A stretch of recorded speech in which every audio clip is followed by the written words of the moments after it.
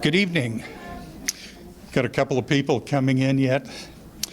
Welcome to the Suwannee branch of the Gwinnett County Public Library, and thank you for coming out tonight. Thank you to the library staff for having these events. My name is Merwin Chambers. I'm treasurer of the Friends of the Gwinnett County Public Library. If you're interested in finding out more about the Friends, please see my wife Corliss at the greeting table or myself after the event. We're here tonight to discuss Alex Robson's book, One Man's Journey to Understanding the Meaning of Freedom. Leading our conversation tonight will be Kalinda Shidlaba. Pretty good. She's a 6-time Emmy Award-winning writer and producer and content creator. Kalinda, a broadcast coordinator with GCPS TV, is a storyteller at heart and loves shining the light on others. She's currently a Master of Creative Business Leadership candidate at the Savannah College of Arts and Design.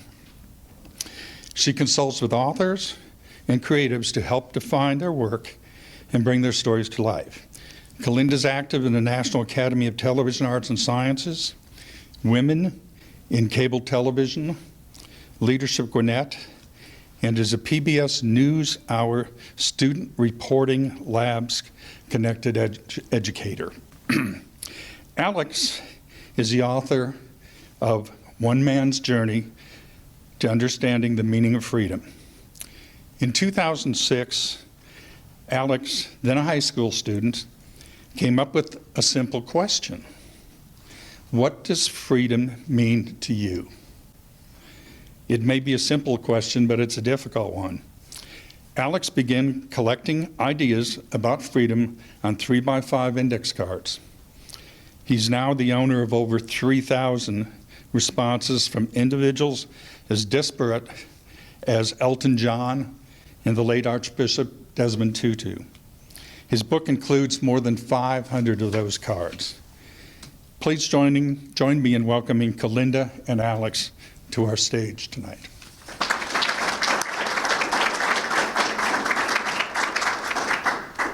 Thank you so much for that lovely introduction. Thank you everyone for coming here this evening. I've been looking forward to this conversation for a long time. I've known Alex for a few years now.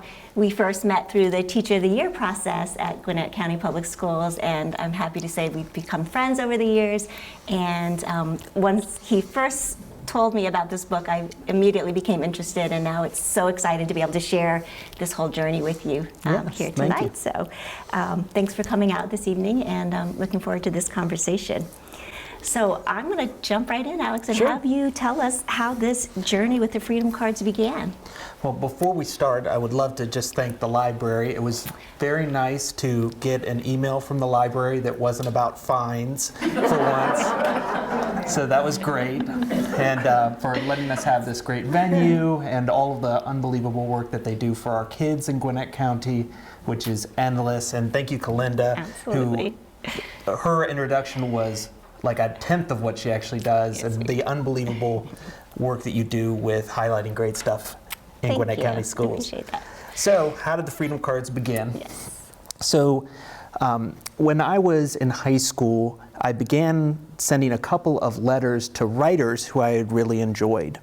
And I was surprised by their attentiveness to my letters and coming back. And I kind of got a little idea that it would be interesting to start to maybe ask a few people the same question to see what their responses would be. And this was a time with George W. Bush at the end of his presidency. There was a lot of decisive, a lot of conflict that we had in our politics, and just thinking about things that we connected with one another. So I sent out about 10 cards to 10 people that I thought would respond, asking that question, and almost every single one of them sent it back. And the first one that I ever got was Ken Starr. And so he really began the collection And a perfect person to start off that a lot of people have opinions about, and it was a very interesting card.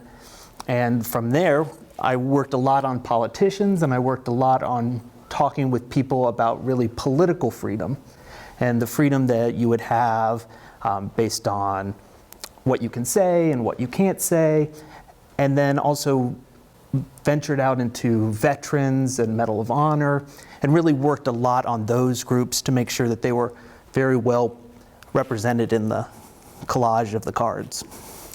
Well, and I know, so you were in 10th grade Yes. when you first had the idea. So what was your early vision of what this was going to turn out to be? So it started off more as a political exercise and thinking about it more between connections between right and left.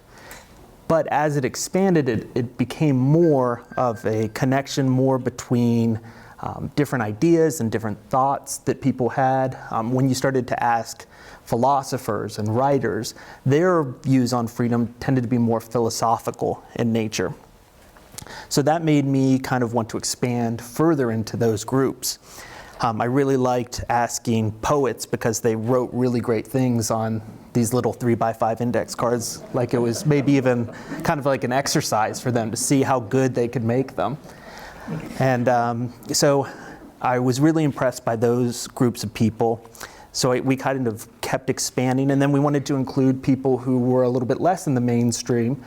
Things like we spent a lot of time on religious leaders and their connection between religion and freedom, and continued to keep finding these great groups of people. And I would have friends, and my family would say, hey, I just read about this person in the newspaper.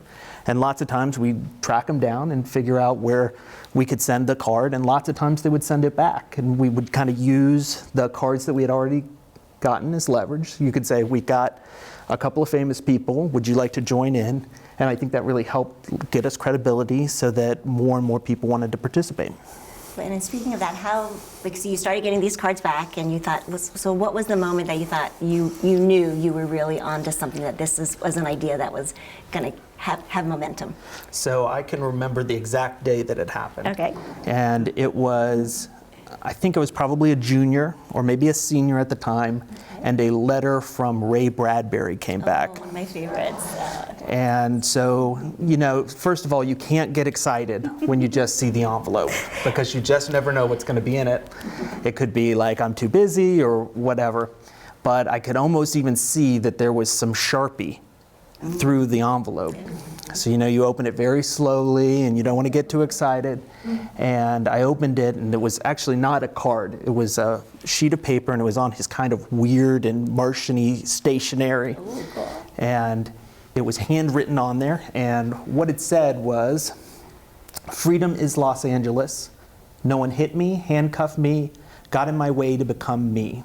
I jumped off a cliff, and I built my wings on the way down. Freedom. And I thought, man, that was pretty good. Wow. Yeah, I can see why that would stand out in your memory for sure. Yeah. Incredible. And one of my favorite things is, it's his stationery, and it's got his address, because obviously I found that online, and it's got his phone number. And with his Sharpie, he marked out his phone number, because he did not want me to call him back. Yeah. And when Ray Bradbury passed away, maybe 2 or 3 years after that, I really felt like I had a little part of him that was really unique, and something that to this day is really, I consider, kind of like one of the tent poles of the project. And that's why on the cover, it's actually Ray Bradbury's handwriting of that freedom. Excellent. I didn't know that. That's really cool. Awesome. Well, so I know I've been intrigued by the process itself. How do you send out the cards, and then what does it look like? What does the envelope look like? Do you send them like a self-addressed stamped envelope? Tell me about that. Yeah, well, it's really depends on the group. Okay. A great example would be to talk about the Medal of Honor recipients. So in Mount Pleasant, South Carolina, there's the Medal of Honor kind of Hall of Fame that's right by the USS Yorktown. And they have a service where they forward mail to Medal of Honor winners. So just knowing that, I was able to get in contact with quite a few of them. And I would send an envelope that's brown, that's a little bit bigger than a normal envelope. Okay. And then inside that has a self-addressed stamped envelope. Then it's got the 3x5 index card. And then it has got a letter, and I try to make them, it really depends. I'll tell you that today the letters are a lot more personal, because I tend to ask people now that I think are really interesting personally. Sure. At the time, you would kind of talk about what the project is. I think saying that I was in high school helped a lot to kind of say that this was a unique experience and project. And tons and tons of Medal of Honor winners came back. And they were unbelievable. And the one that really sticks out to me was a general who was in the Hanoi Hilton. He was a POW, and his name is Bud Day. And he passed away fairly recently. And his card was very simple, and it just said, "Freedom is opening the door from the inside." And like the idea of that in connection with all those political ones, that you were kind of getting a feel for what freedom really looks like to people and individuals, and how those previous experiences shape what it is that you think of freedom.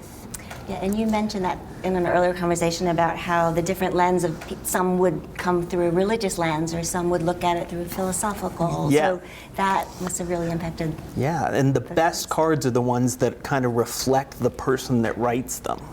And I really, really like those ones that they send a little bit of themselves with it. And it might just be in kind of their handwriting sometimes, or the way that they phrase things, or sometimes even the length of time it takes them to send it back.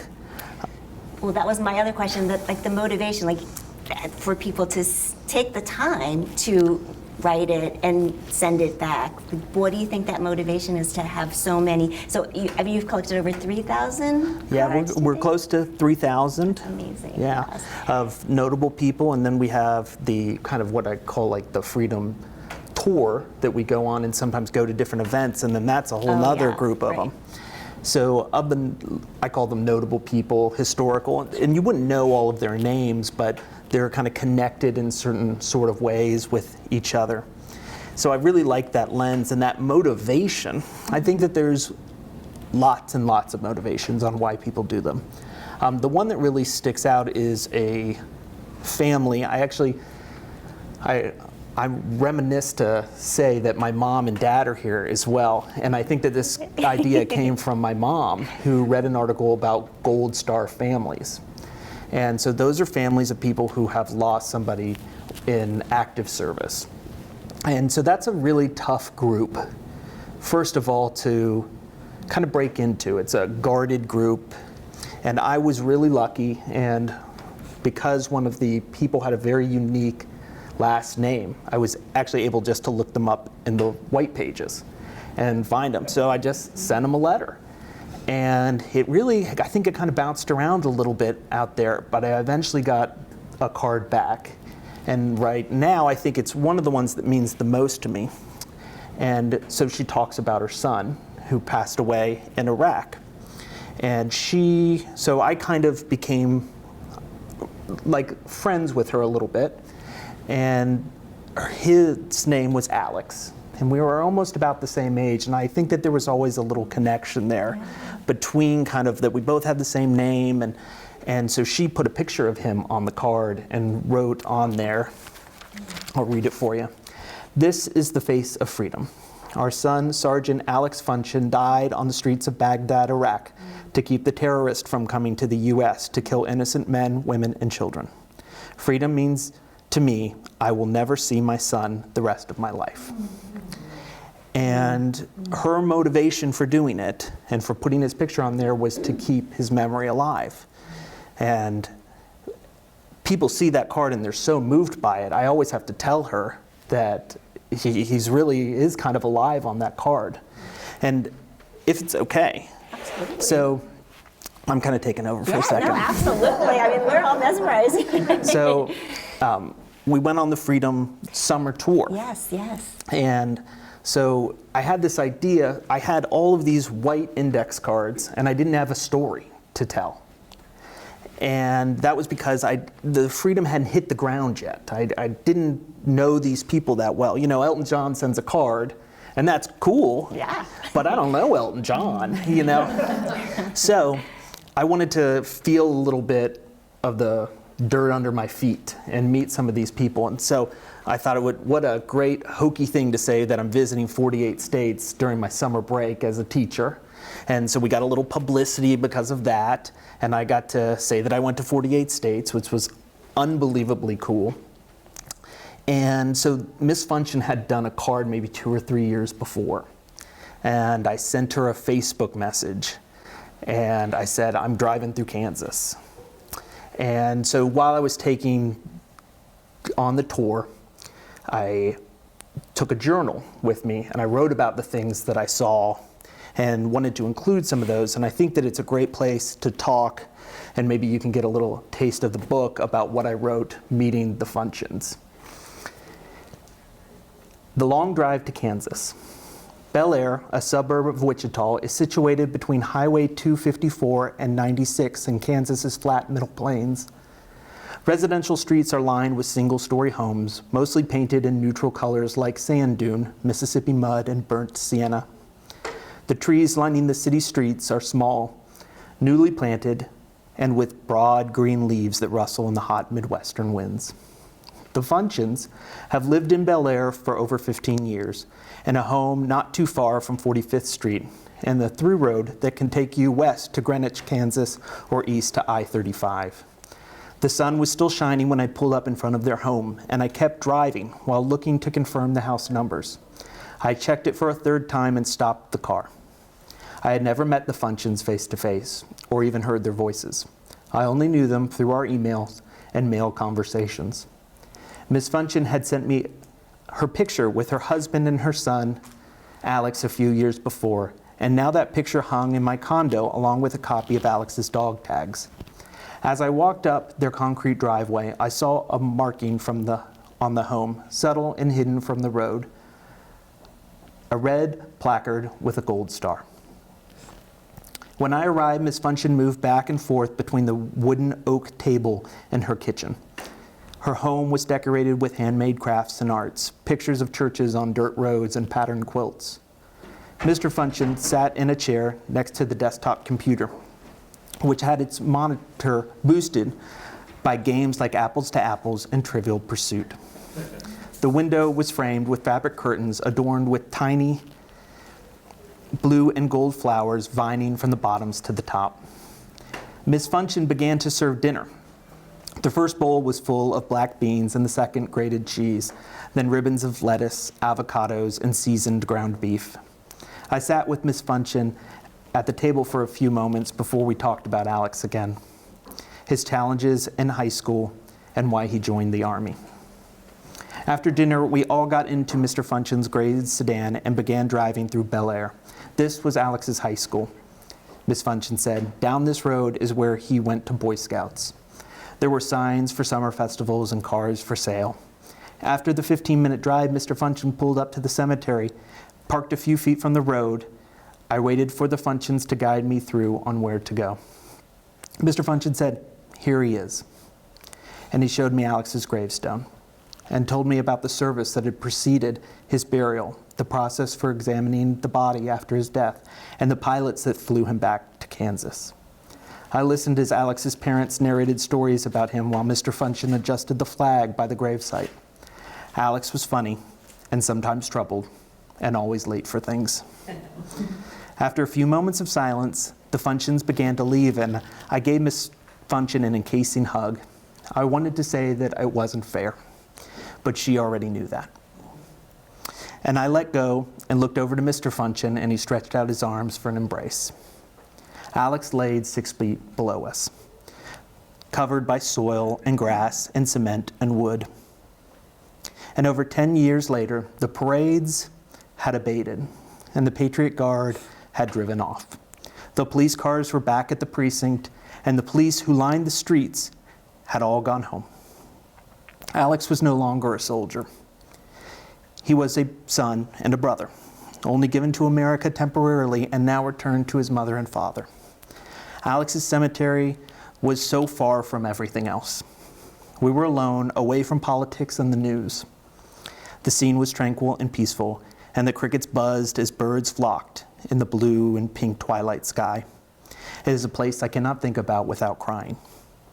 A place where lives end too early and moms are left with holes in their hearts. A place where freedom is not a word anymore.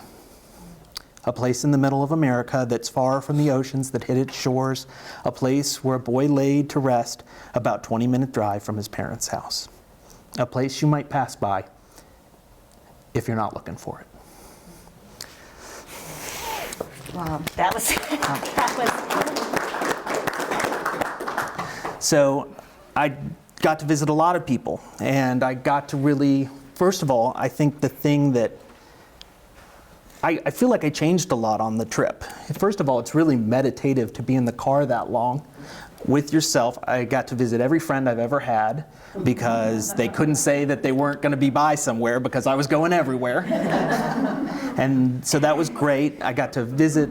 I had some stops that were kind of planned, like the functions along the way, but sometimes the best ones were the ones that just, I would drive by and there would be a cart selling food, and it would be a Mennonite farmer, and you could just stop and talk to him, and you tell him about the book.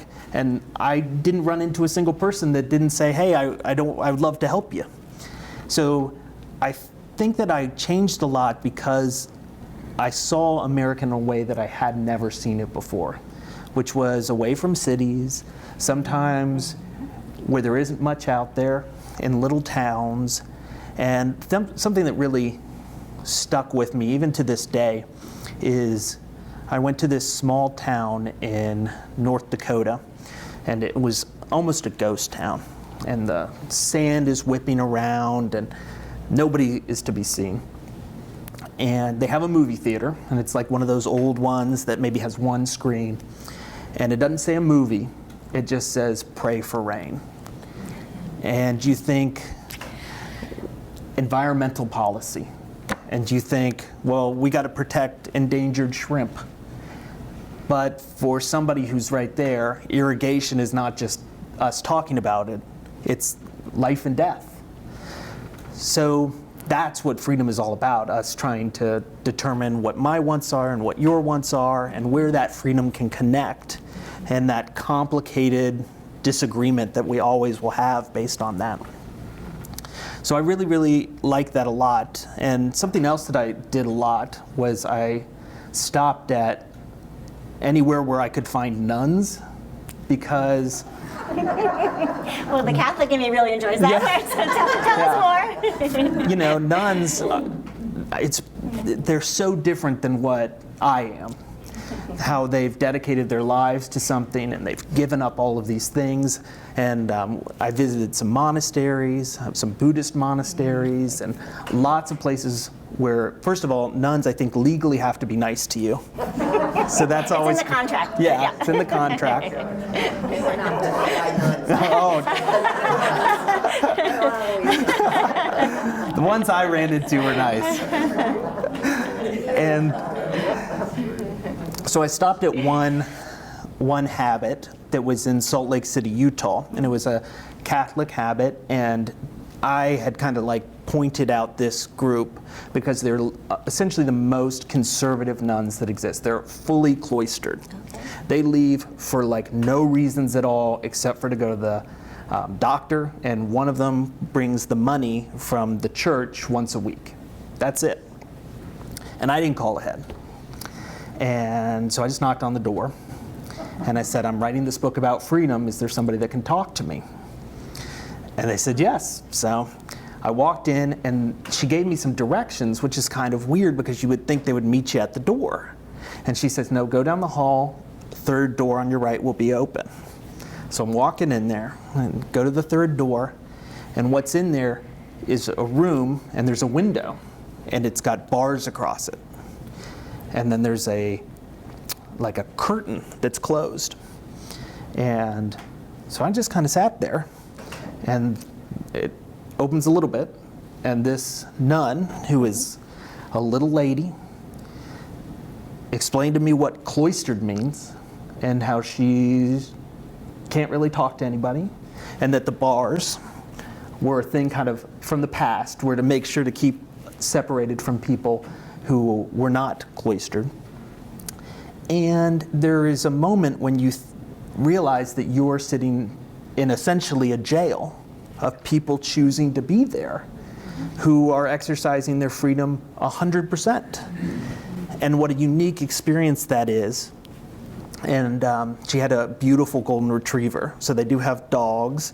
They don't really listen to the news. They don't really get involved too much in even church politics. They pray almost all day.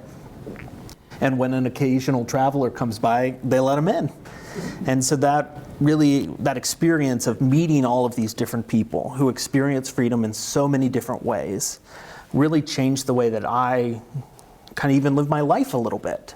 And putting those voices all into the book together, you'll see there's 2 pages of nuns in the book, and I had to pick some. Like, there's more. So if you're interested in the nuns. Well, there's also the monastery here in Conyers. Yeah, and so we visited that, and they're a little bit less conservative, and I got to meet a few of them, and they were, of course, unbelievably nice, and they did cards. One of the gentlemen who did one was one of the people who started the monastery, and I think it was 93 when he did the card. And, you know, it's funny because sometimes I get a little nervous when I'm doing this because it's kind of crazy. And you'd think that maybe a monk doesn't have that much patience.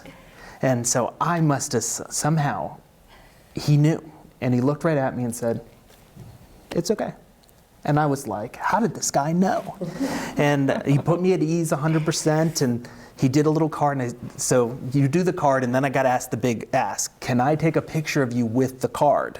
Which sometimes I do get a no on that. We're looking at that in the book today, actually. Yeah. And it's so, a great photo. It's awesome. Yeah. And so he's there in his monk outfit and has lived a very different life than I have. Is that not the right word? Monk. The outfit? No. I'm sure there's... Habit? That's for the... No. There we go. Outfit works though. Yeah. But I think, you know, when you're sharing all of these stories, the amazing part is the thought-provoking that you're doing with the people that you're speaking with also, and then back to the families and the gift that you're able to give them by letting them share their thoughts and their experiences with you. And I think that's one of the great gifts that you're also giving to people as you're collecting these cards and changing your own perspective. Mm-hmm. So it's been really, that's a great aspect of the book. And then so speaking of the book, I know one of the questions that we've wanted to talk about was how it all came together. I mean, so you gathered all these cards over the years, and then this beautiful publication now is out there. So tell us about that. So here's the most interesting thing about the book is so it's not free to get a designer to make a book. So you have to pay the designer. And the Freedom Cards, I mean, we don't make any money. We don't. But sometimes when I request a card from somebody, sometimes they'll send the card, and lots of times the envelope will be a bigger envelope and they'll send stuff with it, like a signed picture or something. And then sometimes maybe they don't read the letter, or they have like a little stack of signed cards or whatever. Mm-hmm. So I have all of these that have come through 10 years.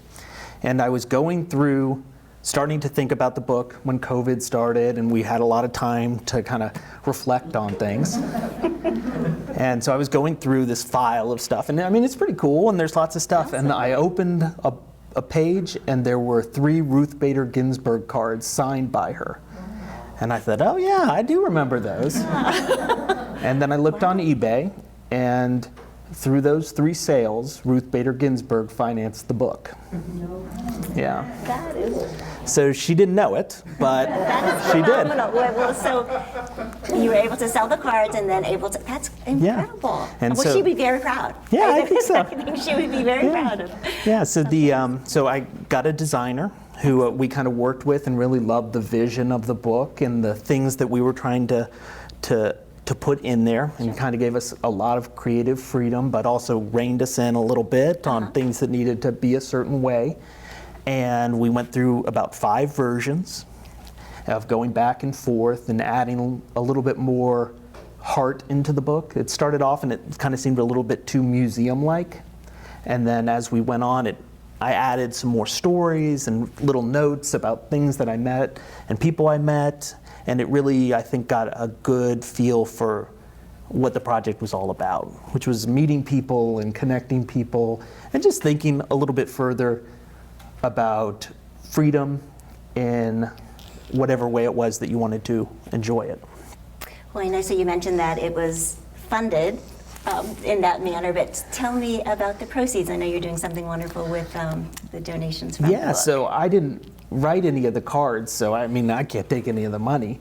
So all of the proceeds go to the Gwinnett Foundation and to our Give Center West scholarship that we have. And so that's really exciting. And wonderful. let me tell you, it's like a get-rich-slow scheme. But it's great. We've been able to, we've given about $350 so far, and we're excited about promoting the book and really starting to branch out, hopefully sell a few more, and we can get some kids some scholarships to college. I think that's amazing. So you've given out a few scholarships already for some Yeah. students, so you're already changing lives in Yeah. that way as well. Yeah, what's great is the scholarship and the way the Gwinnett Foundation works. They support kids so well. It's anybody who wants to go to college or trade school. And so what's great about the foundation is it can be for trade schools or it can be for college. One of our scholarships that we gave already was a student who wanted to go to barber school, which was great. Nice. Well, I think that's a lovely idea. I think Yeah. that's really great. So buy some books. It's a very good cause, for sure. So we've talked a little bit about this already, but the concept of freedom, how do you think that has changed over the years? So I don't know how much the concept of freedom has changed, but what I think that I've seen a lot of is the kind of the vocabulary that we use to talk about it.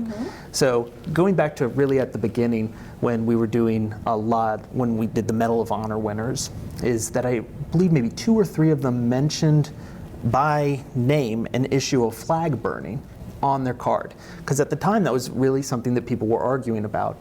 And what I've really noticed is that almost all of our political arguments that we have are actually arguments about freedom. And where does freedom start and where does the law begin? So in that case, the verbiage that people were using was about should we be allowed to burn flags? And there was a variety of opinions on there. Now today, I started to get some cards that mentioned masks and the freedom to wear them or the freedom not to. So the actual concept of freedom seems like it's pretty clear in there. But the things that we argue about in politics change a lot based on, of course, what's going on in America at that moment. And so about, like, in terms of COVID and the pandemic, freedom shrunk in a lot of ways. Right. And the cards continued, and Yeah. So about a week into the pandemic, nobody was out on the roads, and I got in the car and just drove around. I was trying to I needed one card because I feel like we have this huge pandemic. I need to have something that keeps us relevant. This is such a tough time. We got to connect to it. And I guess I just found maybe she was a crazy nurse, but she just said yes right away. And I mean, it was before we knew anything about COVID, and she was in her full getup, and it was a scary time, you know, like when you weren't there and we just didn't know as much. And she did a card in all of the getup, and it really captured a moment. And that's really something that I think is really cool about the cards, is how it does capture moments, especially when we go to different events. Like, I think the first event that I went to after that had happened, the COVID pandemic, was a Black Lives Matter protest that happened that summer, that was after the George Floyd killing in Atlanta. And so I've been to a lot of protests and I've been to a lot of political rallies, and that was by far the most intense. And it didn't start that way. And it became what is known now, that there was a riot, and there was almost a riot in every city in America that night. And there was something going on there at that moment that was different than anything I had ever felt before. It was probably a little because of the pandemic, the issues that were being dealt with, it felt different. And what I can really remember is it turned dark and tear gas was being shot at the crowds, and the tear gas in the pores of my hair going into my skull. And those are things that when you go to a protest, usually it's not like that. So that moment was like the tip of freedom. It was like, where is freedom going to end up in here? The next day, a lot of stuff was closed down. The ability to assemble was restricted. There was a curfew the next day. That is right there where we're trying to figure out where freedom really is and where it is going to be tomorrow. So going to those kind of events, some of which are charged and some are kind of scary and some like a political rally or just, there's a lot of happy people. They're expressing their views in different ways. That's something that's really a great place for us to be able to ask some people for some cards. Well, that's one of the things we wanted to talk about was also the way that we're capturing moments in history.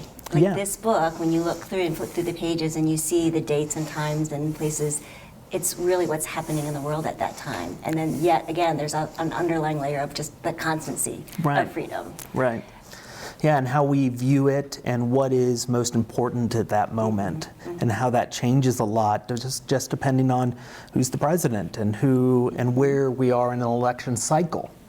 I like to do election day cards, and because as teachers we usually get that day off, which is nice. And so I went around maybe 3 or 4 election cycles, presidential election cycles, and asked people who were holding signs up and people I found who were campaigning, and to be right there at the moment of when one of our biggest freedoms is exercised.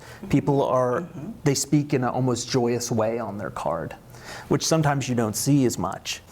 But in that moment, they're expressing themselves, that freedom of speech and the casting the vote, which is amazing and a really powerful moment to capture.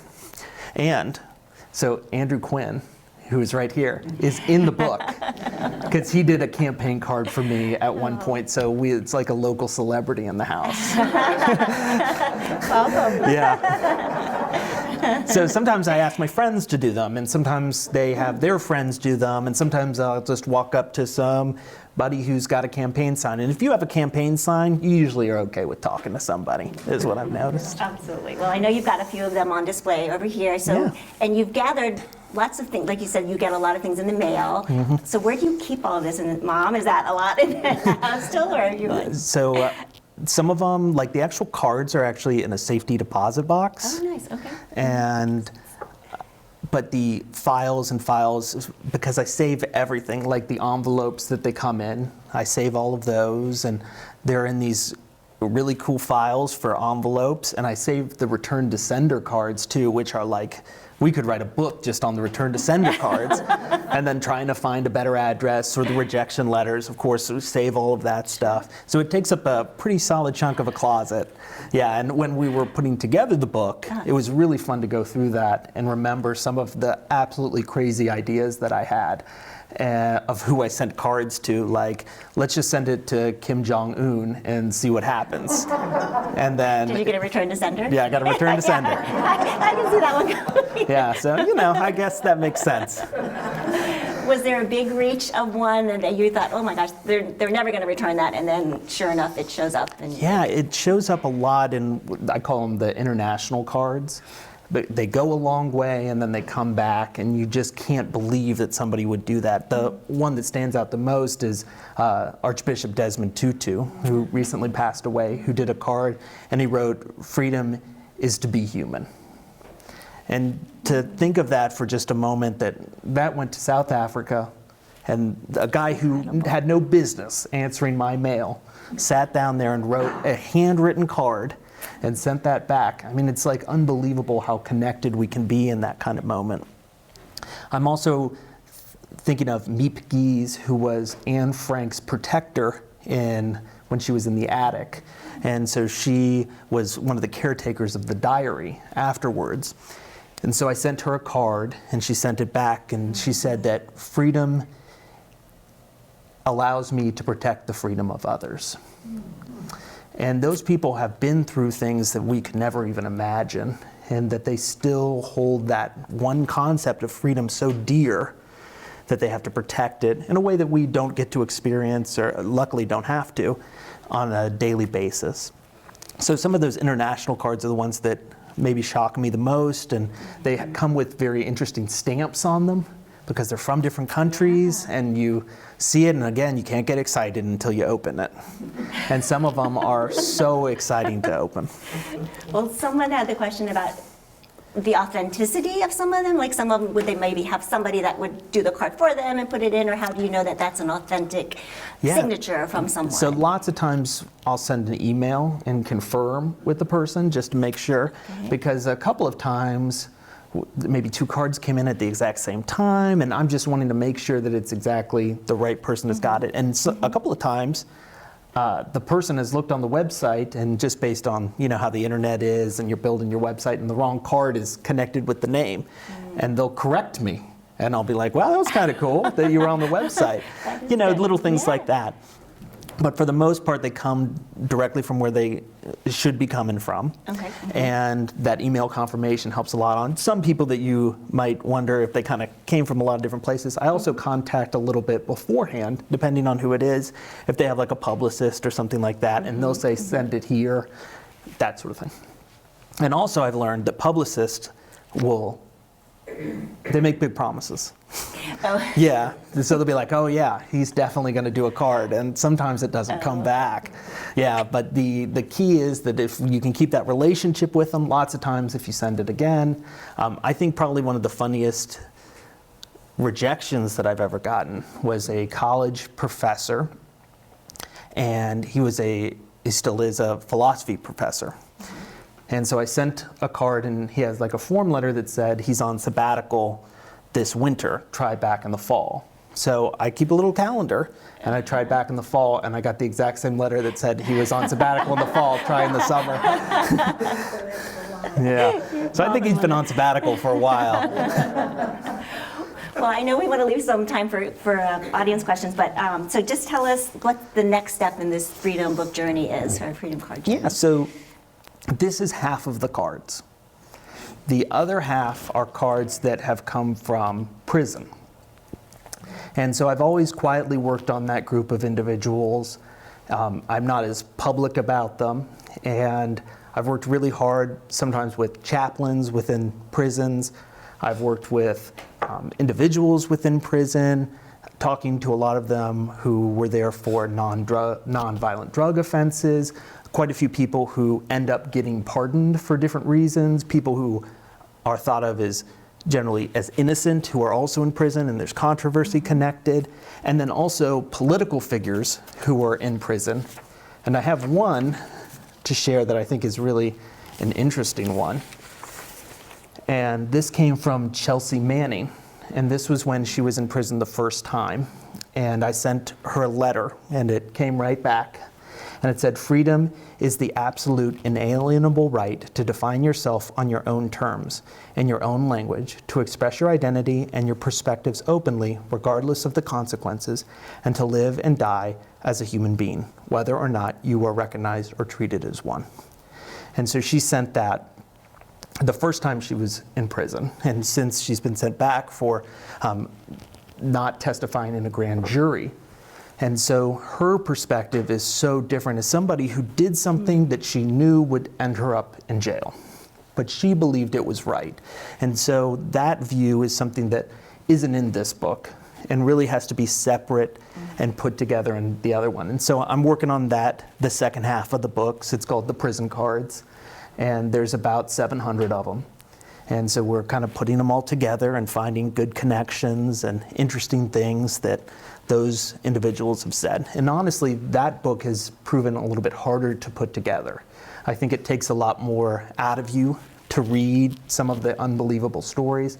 They send huge amounts of stuff back, like letters on letters, and oftentimes will continue to contact me, and we go back and forth sometimes, depending on kind of what the situation is, and going through and seeing what we should share and what what would be interesting to hear? There's so much material to go through.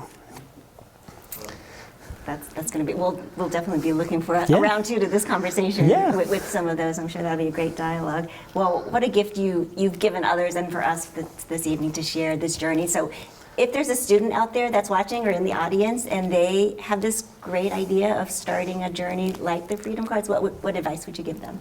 Oh, well, you should just do it and try, and it's not going to work a lot of the time, and you can't let that get you down, but you got to keep sending out the cards, because you might have to send out 100, but that 101 comes back, and you might have to ask quite a few people at the political rally if they mind taking a few moments, but you'll end up on that one person and you'll find a connection with them instantaneously, and it's really the people that you meet along the way. Yeah, that's great advice. Thanks. Thank you.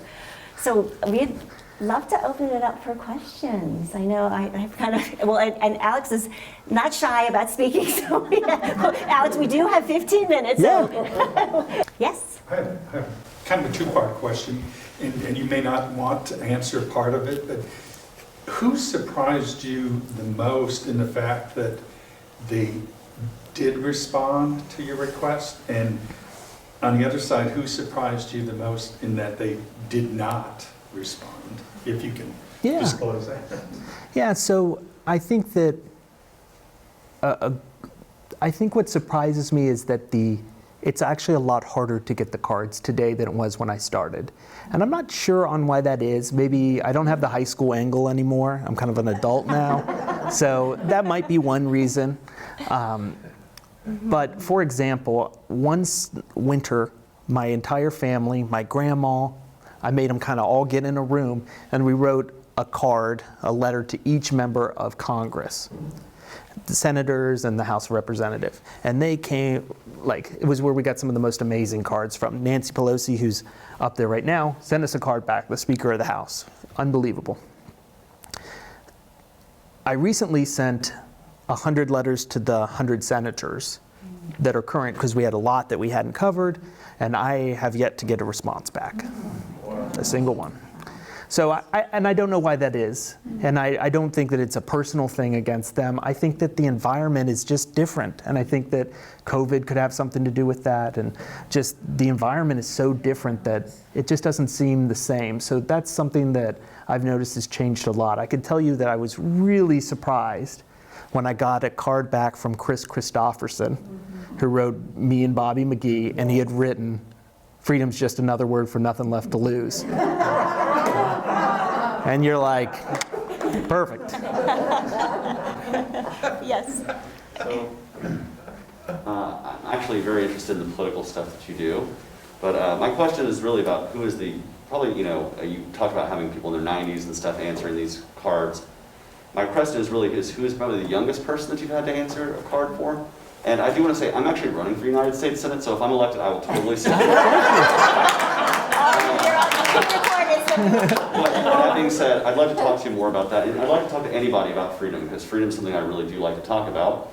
But who's the youngest person you've had to get a response from, and how is that different from maybe some of the older people that you hear from? Like, what's the young people think about in terms of freedom? So when I was in high school at Mill Creek High School, they had a project.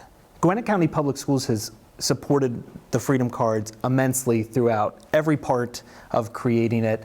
Kind of right when it was a baby project, our social studies department at Mill Creek High School got every kid to do a card essentially, as kind of like a school project. And so there were lots and lots of cards from pretty young people, and I've got to visit quite a few classrooms throughout the year. And what I've always noticed that the kids talk about is freedom from their parents.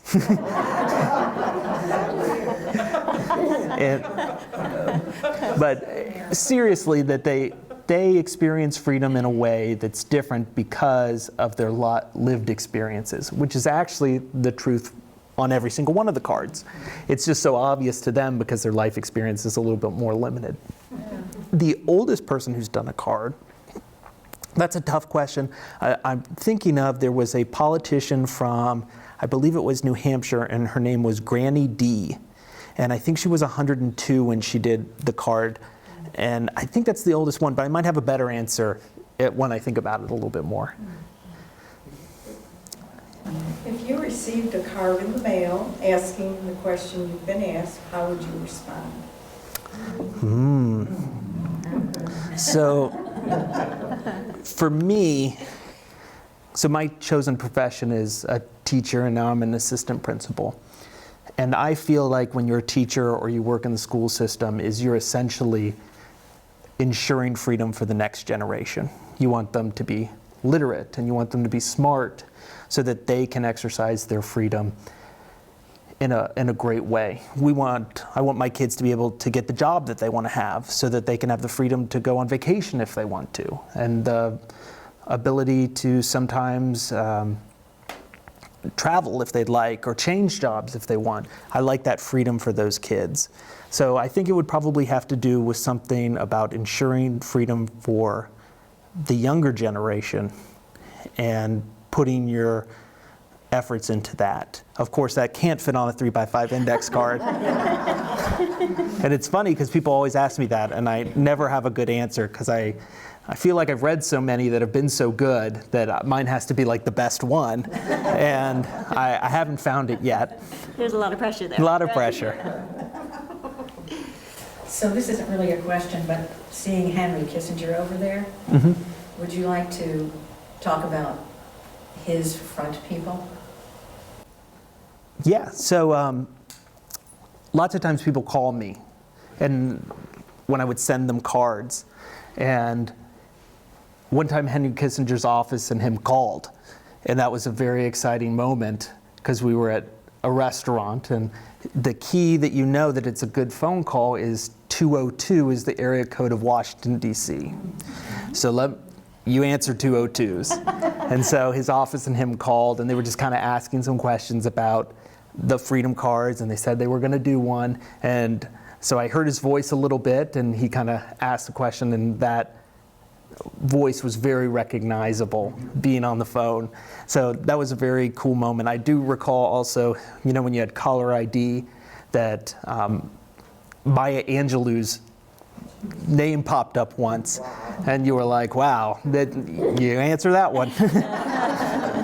Yeah, so, and there's a little article that my newspaper at Mill Creek wrote about the project, and it said that I had gotten a call from Newt Gingrich, and I don't remember that, but I must have happened, yeah. Must have happened. So, just lots of people reach out. I get lots of emails that are kind of like, they just want to know more about the project as it goes. I was curious, what was the impetus or the start of the freedom journey? What prompted you to go on that ambitious tour? Yeah, so the actual word freedom and why did it kind of all center around that was that original idea of political freedom and connecting, how can we connect a Republican and a Democrat? And that is a question that you can ask everybody.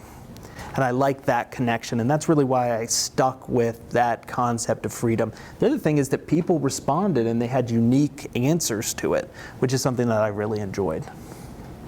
I think we have time for maybe one more question. So, coming from an educator perspective and two political scientists right here, we would love, I'm sorry. If you could go back into history and you could have one of the framers of the Constitution write a freedom card, who would you want that to come from?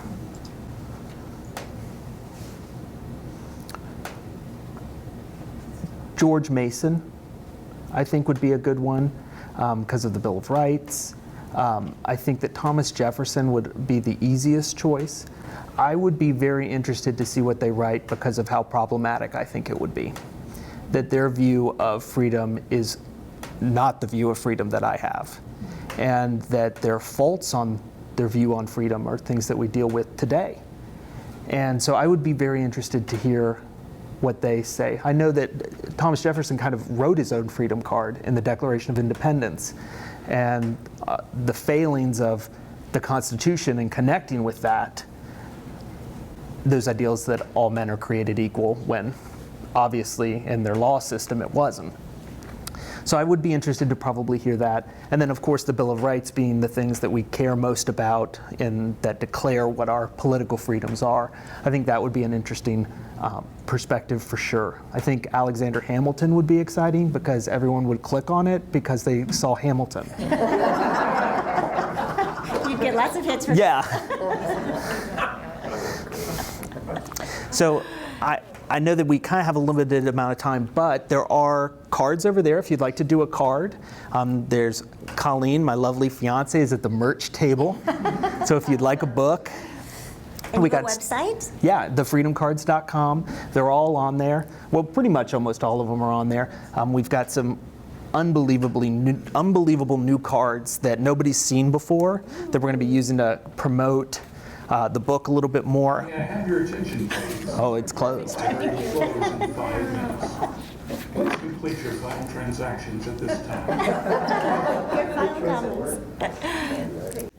But we don't have the freedom to turn that off because we have asked. And there's nothing we can do about those trains either. Well, I want to thank you all on behalf of the Gwinnett County Public Library for coming out tonight. And of course, thank you so much, Alex. Yes, thank you for having me. Thank you, Kalinda. You always do such a wonderful job. We're most appreciative. So, absolutely. So you don't have to hurry out.